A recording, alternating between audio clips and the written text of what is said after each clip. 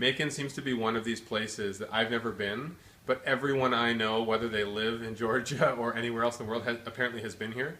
So it's been good. Everyone seems really friendly, and the only thing I would say is when somebody came, the first experience I had was somebody baked me homemade cookies, and they only offered me one.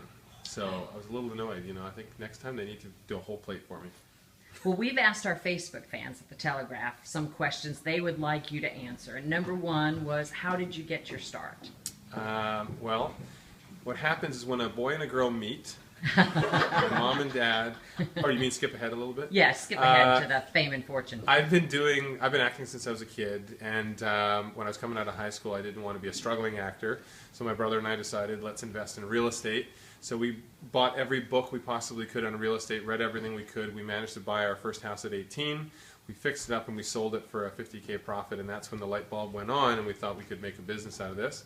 And then after doing that for years, I went back to school after university. I originally went for business management and design, went back for construction and design, and got licensed as a contractor, started doing it, and then we were approached to do a show, which eventually followed more along the lines of what we were doing with clients, and that turned into Property Brothers, which has now been the #1 show for years. Now, through the show, what episode or what renovation project choked you up the most?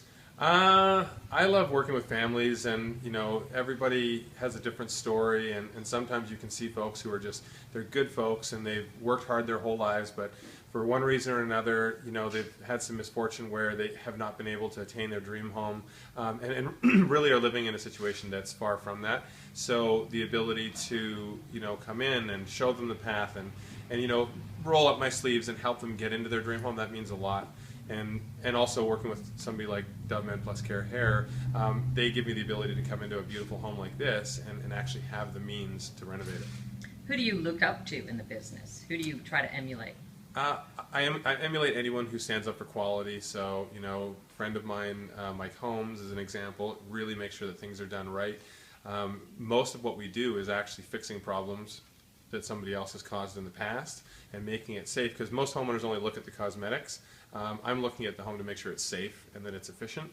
And so yeah, I think that's probably something that I would top on my list.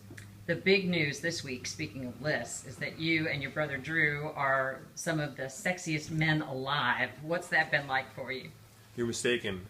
We were on people's somewhat suitable list. We're flattered. I'm very humbled, and looking at the list and everyone else that's on it, I'm like, thank goodness I got butt implants, because that's the only thing that saved me. So what about your sexy skills? One of our readers wants to know, can you share those sexy skills, and can he attain them?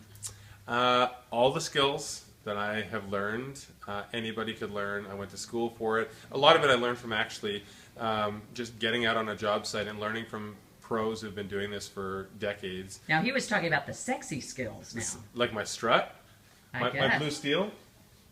Yeah, that's it. That's just acquired. Don't even try. It's dangerous, actually. If you try and do it and you don't know what you're doing, it's dangerous.